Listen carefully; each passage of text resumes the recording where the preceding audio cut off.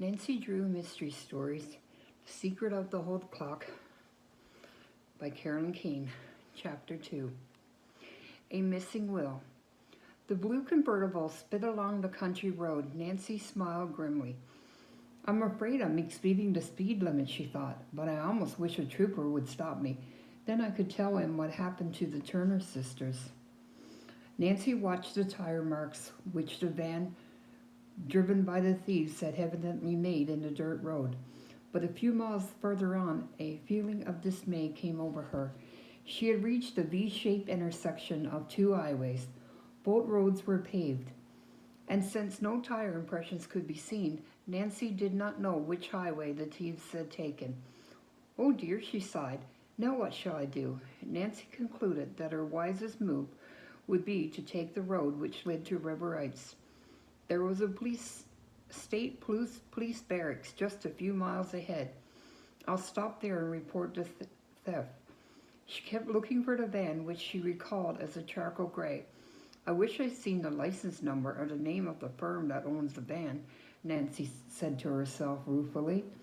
When she reached state police headquarters, Nancy introduced herself to Captain Runzie and told about the robbery, giving what meager information she could about the suspects. The officer promised to send out an alarm immediately for the thieves and their charcoal gray moving van. Nancy continued her journey home, thinking of the Turners and their problems. I wonder why Mr. Josiah Crowley left all his money to the Tophams and none to the other relatives. Why did he change his mind? The Tophams are well-to-do and don't need money as much as the Turners. Nancy did not know Richard Topham, but she was acquainted with his wife as well as his daughters. They were arrogant and unreasonable, and disliked by many of the shopkeepers in town. Ada and Isabel had been unpopular in high school. They had talked insistently of money and social position, making themselves very obnoxious to the other students.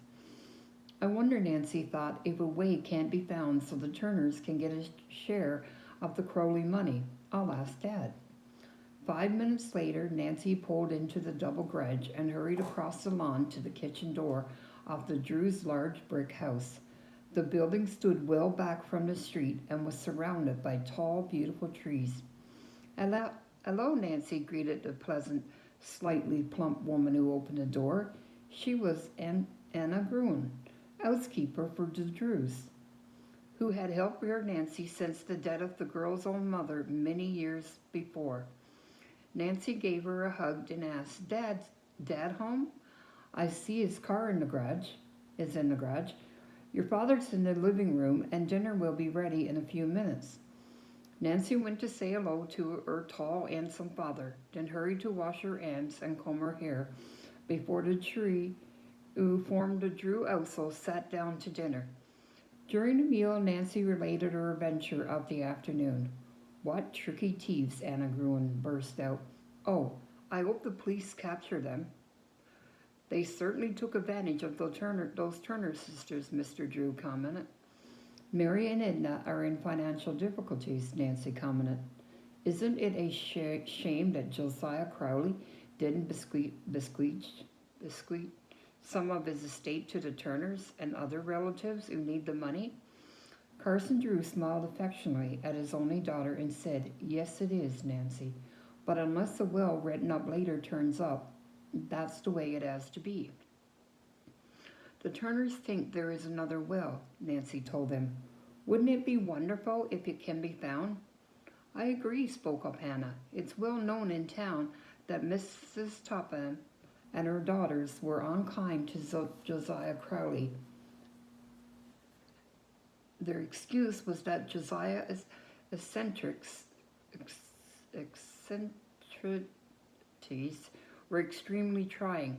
The Tophams have never been noted for any charitable inclinations, Mr. Drew observed with a smile. However, they did give Josiah a home. Only because they knew he was going to leave all his money to them, said Anna. If I'd been Josiah, I wouldn't have stayed there, the housekeeper sighed. But when people get old, they don't like change and probably put up with things rather than move. She said the treatment the Tophams had accorded old Josiah Crowley had aroused a great deal of unfavorable comment throughout Riverites. Nancy had not known him personally, but she had often seen the elderly man on the street. Secretly, she had regarded him as a rather nice, kindly person. His wife had died during an influenza epidemic, and after that he had made his own with various relatives. According to rumors, all these people had admitted that he had paid his board and done many favors for them. They in turn had been very kind to him, and though poor themselves had tried to make Josiah Crowley comfortable and happy. Tell me everything you know about Mr. Crowley, Nancy urged her father. The lawyer said that the old man had publicly declared he intended to provide in his will for several deserving relatives and friends. Then 3 years before his death, the Topham family, who had never shown an interest in him, had experienced a sudden change of heart. They had begged Josiah Crowley to make his home with them, and at last he had consented. Shortly after he moved to the Topham house, Mr. Drew was told that the old man had decided to leave all his money to them. Mr. Crowley, though failing in health, maintained a firm grip on life, but as time went on, he became more and more unhappy. He continued to live with the Tophams, but it was whispered about, and he frequently slipped away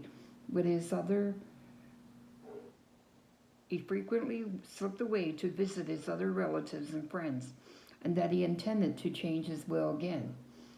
Then there must be a later will, Nancy said hopefully. Mr. Drew nodded and went on. One day, Josiah Crowley became incredibly ill.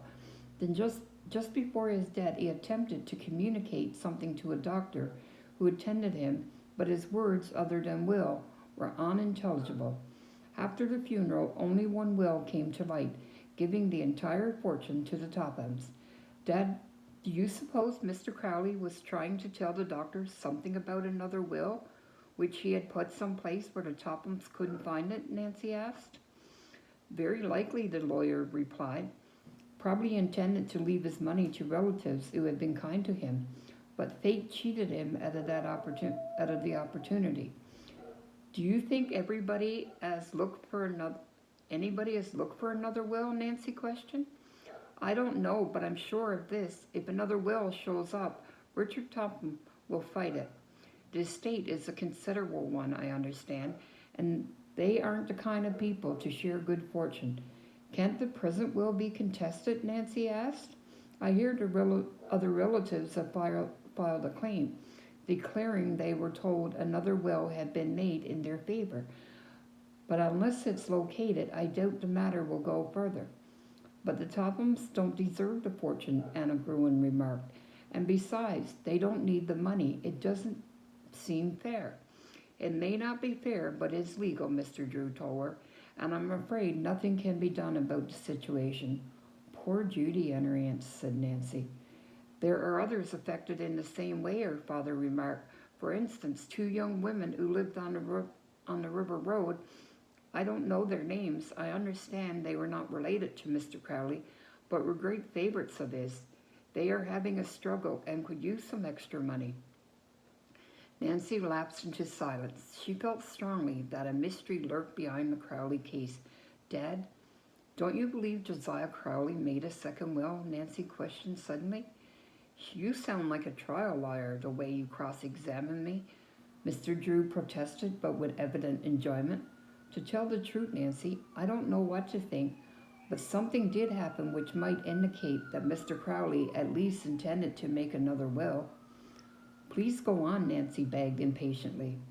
Well, one day nearly a year ago, I was in the First National Bank when Crowley came in with Henry Rolstead, the attorney who specializes in wills and other estates, Nancy inquired.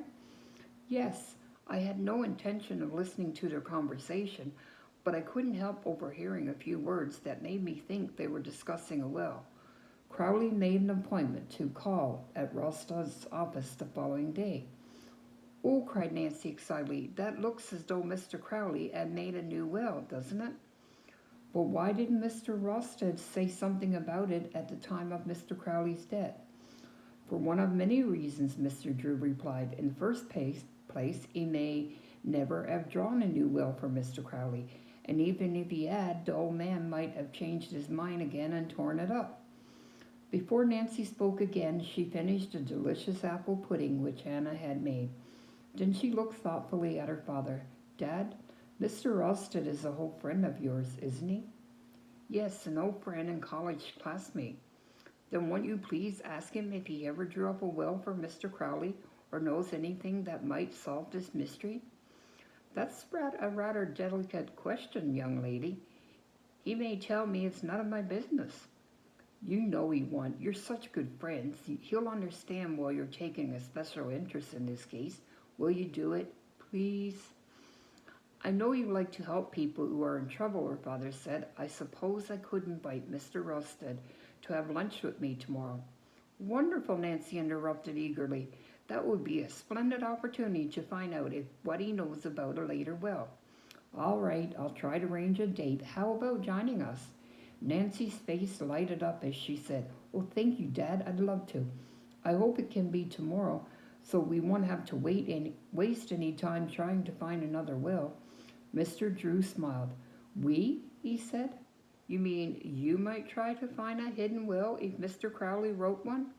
I might, Nancy's eyes sparkled in anticipation. And that's the end of chapter 2. I'll be back tomorrow with chapter 3. Have a good day.